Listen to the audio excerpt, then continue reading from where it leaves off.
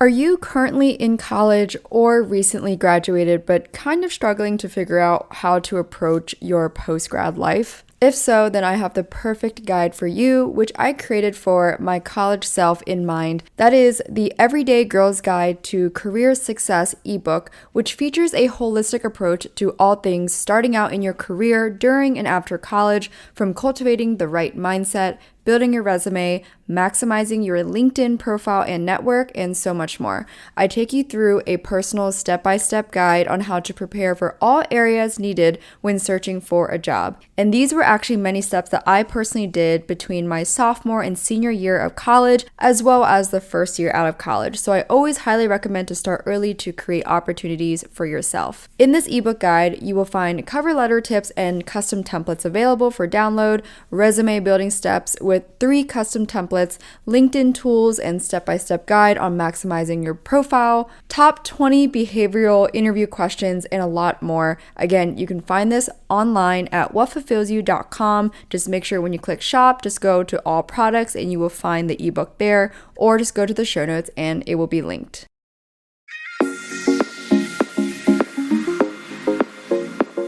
I'm Emily Elizabeth, and I'm the host of the What Fulfills You podcast, a show for and about individuals always seeking to be their best selves. On this show, we talk all about building the mindset, finding the right careers, creating meaningful relationships, and so much more. Welcome to the What Fulfills You podcast. Hello, friends. Happy Thanksgiving week for those of you who are here in the US. I hope you guys are excited to be kind of winding down, relaxing a little bit, and just getting into holiday spirit and mode, which for me personally, I typically get into starting October, Halloween time, because this time of year is just my favorite of the whole year. Like, I love fall season. So October, September is such like my favorite of like weather. And then November hits, and Thanksgiving is actually usually one of my favorite holidays. It kind of alters between Thanksgiving and Christmas for my favorite time of year in terms of holidays. But yeah, I'm just like soaking it all in. I'm really grateful to have you guys as listeners, have this community. I was able to connect with a very intimate group here in New York recently for the first community dinner, which is something that I've wanted to do for a long time, basically since I moved here. And when I first moved here, I did, I guess you could call like somewhat unorganized brunches. It's basically I was still just new to the city. I was still getting used to organizing and planning and everything. And at the time, I think it was me and 4 or 5 other girls that like came to this brunch. And since that year, I want to say like early 2022, I haven't like done anything since. And so it's actually been 2.5 years, a little more than 2.5 years since I've done any kind of What Fulfills You gathering. And so this was really fun and awesome to do a cozy community dinner. And shout out to you guys if you're listening for coming and attending. I hope it was fun and intimate, and something I really try to do with my kind of events is keeping it intimate and actually being able to get to know one another. And funny enough, I actually did some sort of like assigned seating, if you will. And for the reason, I wanted to be very intentional with the dinner. I wanted to kind of put people next to those that, they might have some more in common with, or I felt like they would vibe together. And I got some feedback from that. And a lot of people actually did say, oh, like I really vibe with so and so. And so I'm really happy about that. And overall, I'm glad I was able to kind of curate something small and intimate where people can actually feel comfortable and chat with one another. And this was also like a sit down dinner in collaboration with a very yummy Italian spot in Nolita, Soho area of New York City called Piacere. Shout out to them for also hosting us, and it was just super awesome to be able to do. So I'm hoping to be able to do another community dinner in the future, probably in the new year, where it could be something where we're kicking it off 2025, sometime like mid-January, and really talking to one another about what's your intention for the year, but also the next 3 months. I feel like those are usually easier to look at and think about, okay, what are action steps I can do for the next 3 months, the next 90 days? What is that one or two goals that I have? And what actions do I need to be doing weekly and daily to be getting towards that goal? So I'm excited for hosting more of these. If you are in the New York area, or if you have travel plans to New York that overlap with some of these intimate dinners with the community, be sure to let me know. Reach out at What Fulfills You or my personal Instagram at Emily E. Duong. Let me know if you're interested in coming to another one in the future. And that way, I will always make sure I do my best to also personally reach out to you once I post on stories and on our feed. Because the last time we actually didn't post on the feed as to like this thing happening, it was actually only on my stories, both What Fulfills You and my personal one. And so, next time in the future, I'll probably kind of plan something ahead of time. And again, gonna keep it more intimate, probably around 10 or 12 people maximum. And we'll go from there. So that's where I'm at in my life right now. And for today's episode, I wanted to dive into 4 things that I've been doing over the past 2 to 3 years that has helped my mental health improve significantly. And I would also like to highlight that it has helped me maintain a level of groundedness and understanding in myself. And this is something that I have observed is probably one of the biggest struggles of most gals in their 20s and 30s, which is having that period of time in their adult life where they actually spent significant time with themselves in learning to understand what makes them tick, how they react, what makes them feel better, what makes them do better things, what makes them think about things differently, like all of these different things. And I will candidly say that I grew up in a Vietnamese household that didn't quite talk about some of these aspects, which is working on yourself and self improvement and being self aware. And this is, I also want to like put this is, I say these things because what I've come to learn is for those of you who come from immigrant parents as well, or your parents are just from like a completely different culture, that there's just so many different values that you might not share with that culture or your parents in general. I have experienced that firsthand. And so when some of you have messaged me about that, it's rung a bell to me to continue to acknowledge it because it's a truth that does exist for some of us. And so what I realized growing up is that it is actually important to work on myself in the way that makes the most sense to me. And this wasn't something that I think modern day could be a little different, but I think with an older generation of, immigrants from all different kinds of backgrounds, a lot of them might not believe in mental health, or a lot of them might not believe in, like for themselves, like parents, right? Or if they're older, a lot of times there's this mentality of, oh, like we're older, we know more than you, we've lived more than you, and so therefore, everything we say is right. And of course, growing up in the US and having access to all of these different personal development aspects, I've come to learn that, of course, uh, no matter at what point in life, you can always be wrong. And you are in the best position when you can actually accept that I may be wrong in this case, because when you accept that, then you're now in a position to learn. And when you learn something new, you're growing. So, the first thing I can say that has helped me, I think, overall stay grounded, I think that's the best phrasing I would use, is therapy. And this is something I got into back in 2021. And I was actually, I think, given the idea or pushed or nudged by 2 of my very good friends who are both entrepreneurs, and they're actually men. So, I mean, kudos to guys being in therapy, right? My great friend Ronnie, who's been on this podcast, he said to me one time, he was like, this was, yeah, 3, 4 years ago, and he was like, Emily, I've been doing therapy for X amount of time. And he would tell me, like, he talked about coach, he would talk about therapy. At the time, I was exploring between like a coach or a therapist, and both of them recommended BetterHelp, Ronnie and another entrepreneur friend. And they just told me the perks about it. They told me the cadence that they went to therapy. My friend Ronnie also mentioned that, he would go maybe for like 3 months at a time, where he'd go every week, and then he might take a break from it and then come back again for another 90-day sprint. So it really depends. And so at that time, I started therapy in 2021. I had it right off the bat. I had a great therapist on BetterHelp, and she was awesome. She was probably like 20 years older than me, maximum, maybe like closer to like 17 years older.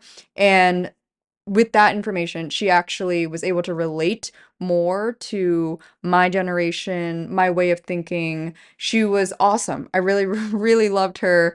And I remember I was super sad that when I moved to New York, she actually had to let me go because of, I don't know the specific terms for it, but like, she cannot practice with a client that's based in a different state, or maybe she only had a license to practice in certain states. And so that was a bummer. And then I remember I tried a new one, or maybe I took a break and then I went back to BetterHelp and then did that again. At the time, I was doing weekly. I didn't quite love the therapist I had after her, and so I think I took a pause from therapy for probably like 6 months again, which I think is great, right? Sometimes the sprints are good. This was something Ronnie had told me, like this is something he does, and so it was something I did for a while.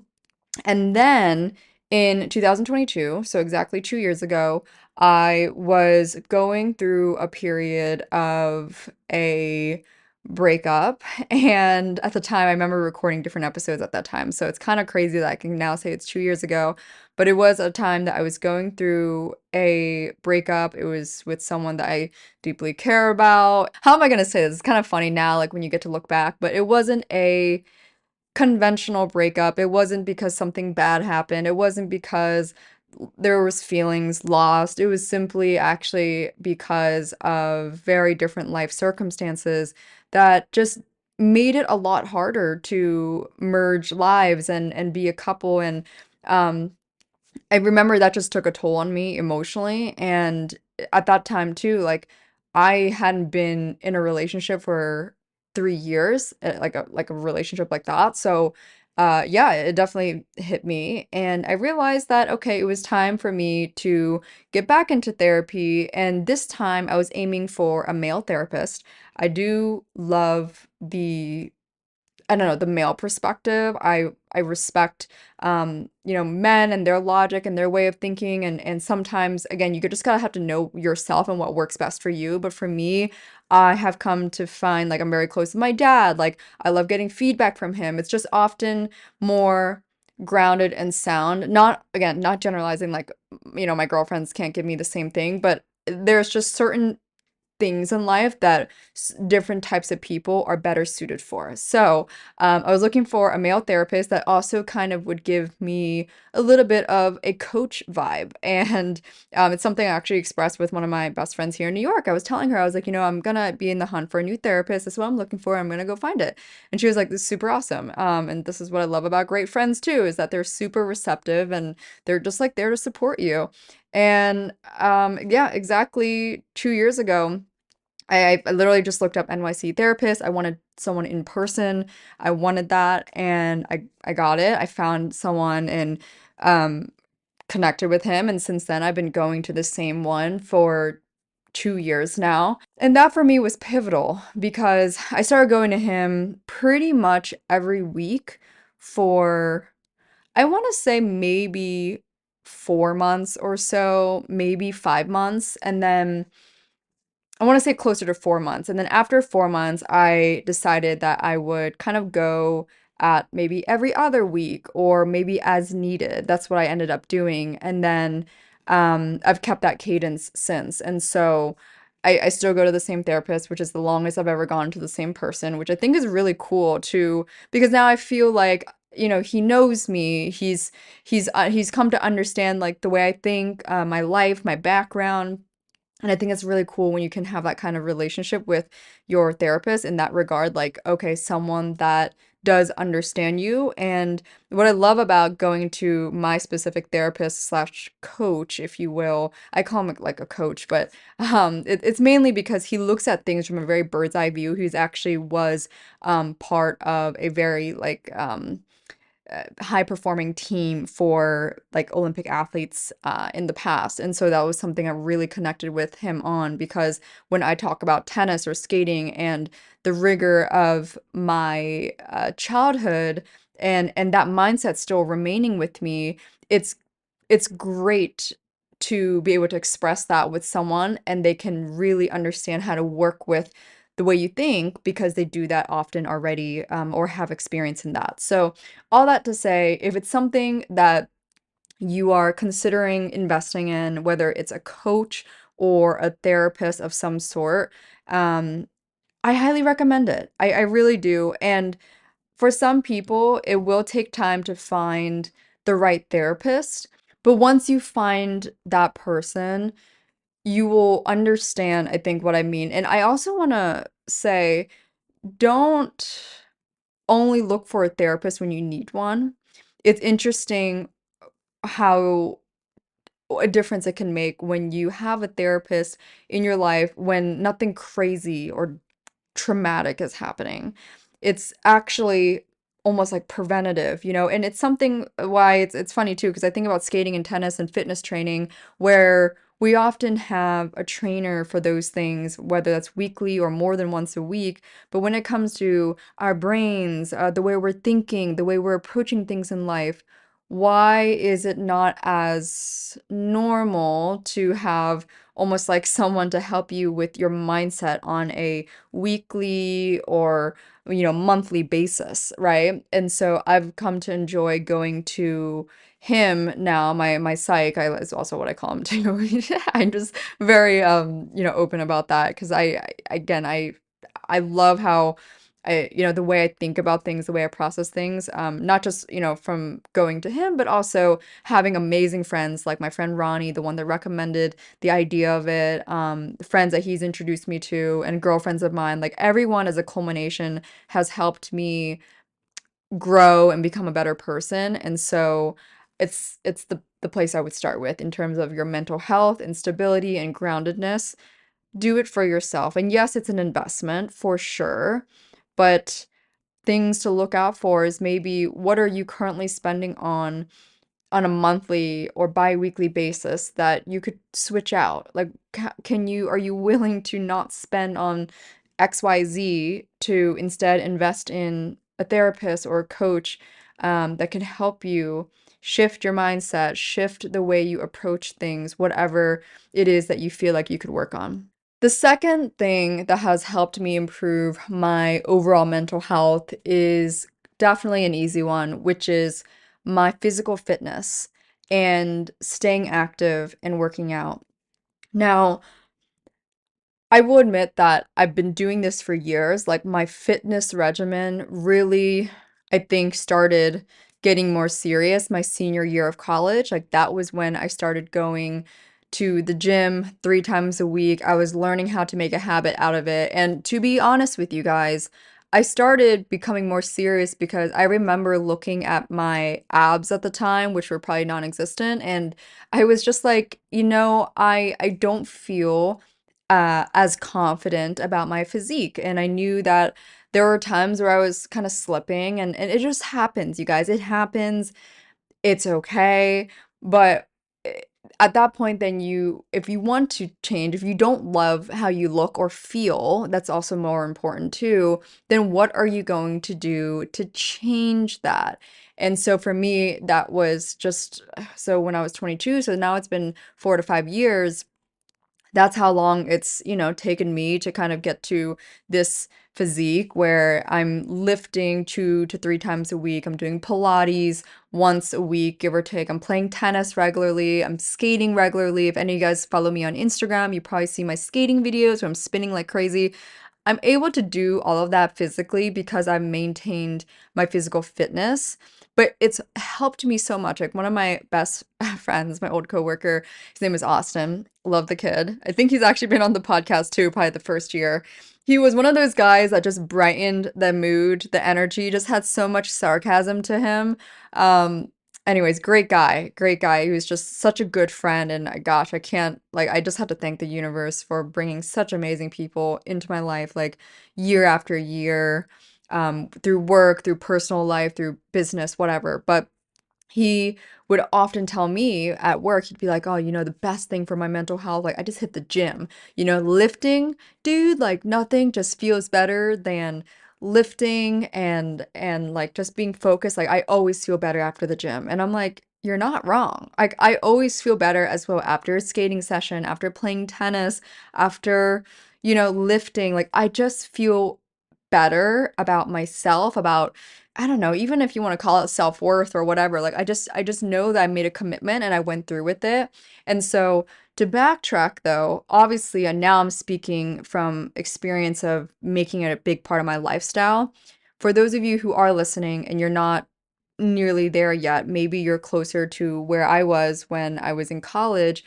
Trust me, this is exactly what I did. Start with the accurate amount that is a goal. So it's like a little far out for you, but a realistic one, right? Because if you're going to go from 0 to 4 times a week, you are not going to do that. It's just nearly impossible. It's probably like the 1% that's going to go from 0 to 4 off the bat. Okay. And I just don't think our mind and bodies are made for that kind of drastic change. So if I was someone that was going, all right, here and there, I'm going once a week. If I was in that position, I would then just make it a goal of 2 times a week. And I would assign the day I'm going to the gym for me personally, or a workout class.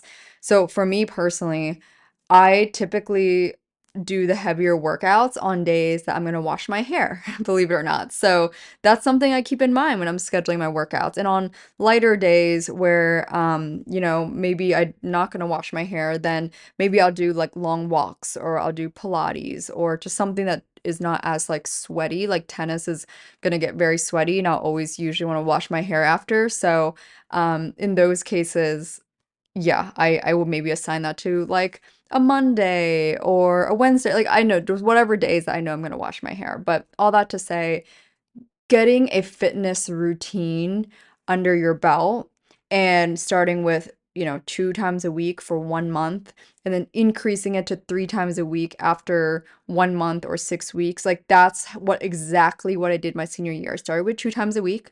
Then after 6 weeks, I moved it to 3 times a week. And then after I think 3 months, I moved it to 4 times a week.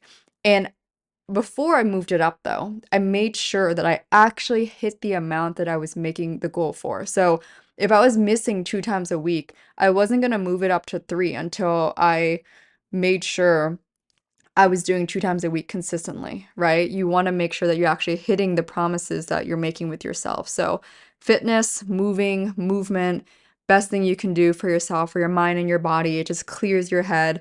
And this morning, for example, I went for a sunrise walk with a girlfriend of mine, and we do this weekly. It's in our calendar on a weekly recurring basis. We're nerds for that. And it's something that's great. If you have a friend that also has this goal or is willing to do something like that with you, put it in your calendar. You know why? Because there's nothing more embarrassing than for me if I'm if I'm like, "Oh, I want to sleep in, but my friend is waiting for me." Of course I'm going to wake up, right? So find different ways to reduce the friction it takes to do the thing that you say you want to do. The third thing that has improved my overall mental health is creating and building a like-minded community of friends and connections around the world. And I am continuing to build this day after day, year after year. It's been an intention of mine since I was in college, since I experienced the breakup of mid-college, since I realized that I didn't have great connections at that time. And I realized the impact it had on me mentally and emotionally. And so what I did then was, okay, this is what I'm going to do to not face this type of, feeling in the future, which is I'm going to build meaningful connections and relationships with people that care, with people that I care about, with people that I can rely on and trust. And I want to preface, it takes time. It takes years to build that, right? Like this for me started when I was about 21 years old. And, 6 years later, I'm still talking about how I'm building it. But I want to say that probably by like when I was 23 or 24 was when I started to feel really grounded in the people I had around me. That was probably when I started to feel like, okay, I'm really, improving on this front. But I want to say it's interesting because, of course, my community and the people I hang out with in New York City, for example, that's evolved over the 3 years since I've lived here. And that's okay. Some people come and go, and some people are the type of people that actually stay in your life for a long time. But what I love about building a community is that they don't have to be where you live. For example, my best guy friend, like my actual little brother, someone that's been like family to me, someone that has like literally heard me, vent about the dumbest shit since we were in college. We've never lived in the same exact city. I'm thinking, yeah, we've never lived in the same exact city ever, now that I think about it. Um, the closest we ever were was when he was in Los Angeles and I was in Orange County. So besides that, like we're typically on different coasts or different cities, sometimes, so obviously sometimes different time zones. And what's interesting is that even when we see each other, maybe that's 2 to 3 times a year, it doesn't feel like it's been a long time since I saw him last. Or one of my other best friends, she lives in Dallas. I haven't seen her, well, I just saw her recently, but before that, I hadn't seen her in 2 years. And she said to me, it doesn't feel like 2 years because every time we're on the phone or FaceTiming, we're literally just like hanging out, right? But it's funny how, of course, virtually it doesn't do the same, but when you're so connected in each other's lives and you're talking and you're engaging and you're helping each other, you're asking questions, that feeling of connection of like, oh, I'm not alone. I have people around me. I have people that support me. I have people that I support.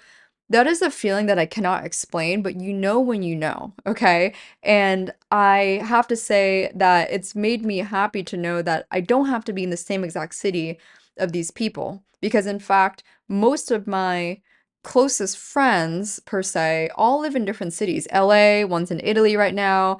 My friend Harry's in Boston.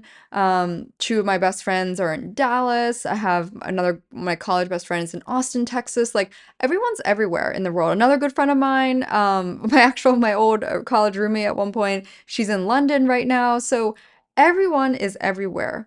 But if you build a community and you build people where you build friendships where you actually feel comfortable connecting with them, calling them, FaceTiming them, gosh, it just changes a lot of things. And those phone calls, those FaceTimes, they make a difference. Like I'm often alone, working and kind of navigating New York, but I soak in the energy of people around me. I soak in the subway energy. Like today, even like I'm recording this today, but like earlier on the subway, I was on my way back from coaching or teaching skating, and what's normal here in New York is you'll people will come perform like just literally on the actual subway.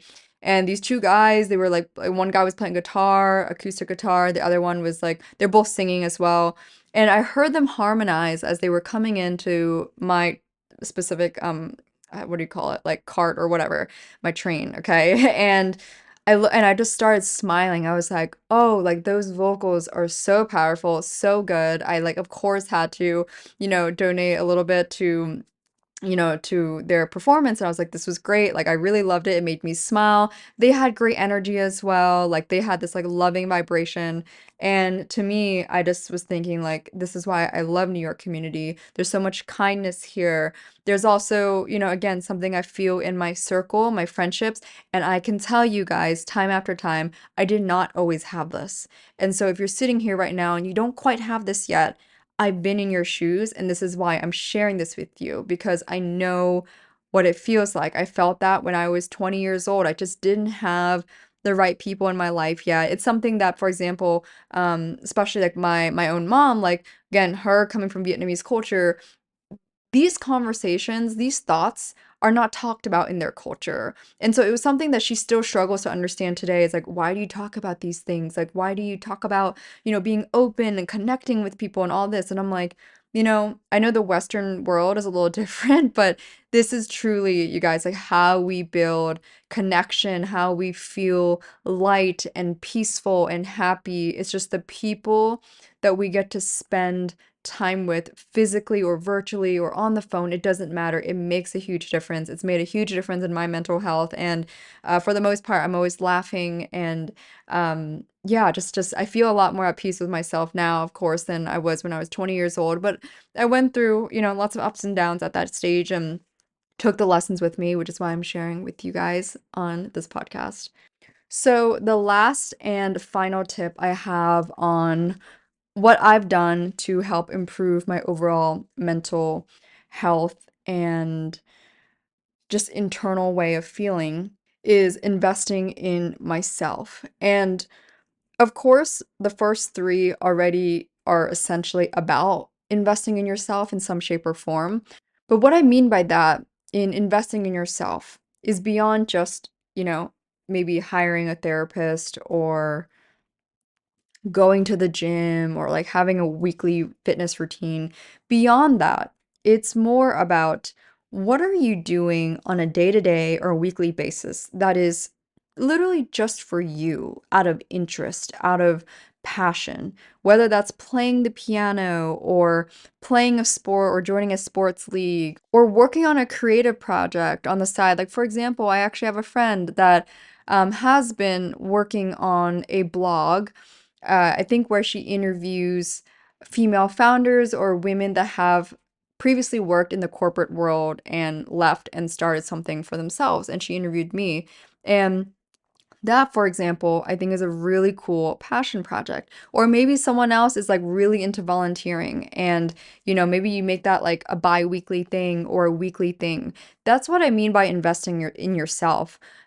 How much time are you setting aside to do the things that actually interest you and whether other people like it or not? That could also be pottery, that could be painting, right? You could be going to a painting class or just getting supplies on your own and doing it in the evening. Like, what does that look like for you?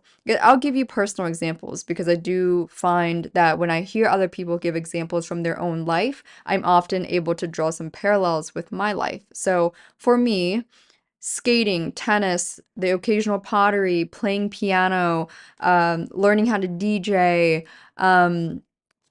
going to cute bookstores and taking aesthetic photos on the streets of New York, going to the museum, even the occasional like shopping for, I don't know, like vintage clothing, like whatever that is, that for me is small ways of investing in myself and pouring into my own cup. And what I've noticed is that sometimes if we don't set aside time or we're actually aware of how we're not currently doing that, we then often go towards whatever the flow is. So maybe after work, someone's like, "Hey, do you want to go get happy hour?" Okay, sure. And then you go do that. And then you get home and maybe you're tired. And then the next day you wake up and you do your normal day again, right? And so beyond the fitness and the therapy and like everything that I've mentioned before, what are you doing for yourself that invests in you? For me, my question is, what is Emily doing to invest in Emily? Because those things that you do, they add up and they compound over time. They compound, I think, on just like that joy level, like how you feel on a daily basis, right? Just like a kid, when we were kids, we had those activities that, for me, I loved playing Polly Pockets. Like throwback to anyone that knows what Polly Pockets are, and dressing the dolls up and playing like make believe, Nowadays, I do that on a different scale. Maybe, if I'm like during the holiday season, I've been like shopping a little bit more. I've been like waiting for sales to happen so I can finally buy the thing that I've been, super dying to get, right? Those are the things that I'm talking about. And you know what it is that brings you joy. Maybe it's sitting at a cafe and reading a book, right? Do that once a week or twice a week, whatever. Once a week, put that into your calendar, bring your favorite book, and go to that cafe and read, or maybe it's going to museums or like crazy unique activities, like things like that you can do by yourself or with a friend, it doesn't matter. Put that in your calendar, make time for it, because if you don't make time for the things that actually fill you up and bring you joy day by day, year after year, one day you're going to be like, oh my gosh, I'm not really living a life that, I don't know, fulfills me or that interests me. And sometimes when you hear yourself, getting bored or you feel like you're in a mental rut, think about then, ask yourself, really, am I doing anything on a weekly, just fuck the daily stuff. Like, think about the weekly basis. Am I doing anything on a weekly basis that is literally just out of pure interest and joy for myself? If the answer is no, then I would suggest to start there. That is all I have for today's episode on 4 things that have improved my overall mental health and my own personal growth journey. I hope this episode was insightful. If you had any takeaways, be sure to let me know. DM me on Instagram at What Fulfills You and at Emily E. Duong. And if you have not already, please be sure to rate and review the podcast on Apple or Spotify. It takes just a few seconds. So if you do listen on Spotify, and just go ahead and rate the podcast really quick, I would so appreciate it. And if you are interested in more personal growth goodies, you can find the card game, which also serves as journal prompts. You can find that online at whatfulfillsyou.com, and the journal, hoodie, hats, everything, accessories at whatfulfillsyou.com. Everything is linked in the show notes. Thanks again for tuning in today. I will chat with you all in the next one.